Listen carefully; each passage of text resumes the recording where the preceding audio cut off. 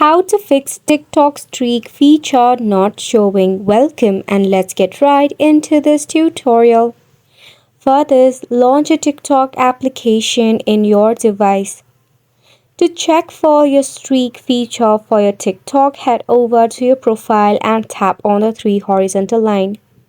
Tap on Settings and Privacy and select on the Display option. Over here, you need to toggle on the streak option. If it does not work, press and hold on to your app and head to App Info. For stop it, head to Storage and Cache and clear it up. Next, check for an update. Open up your Play Store and search for TikTok in the search bar.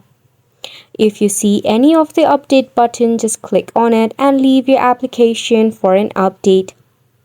If such feature is not available for you, open up your phone settings. From here, scroll down and tap on System Update.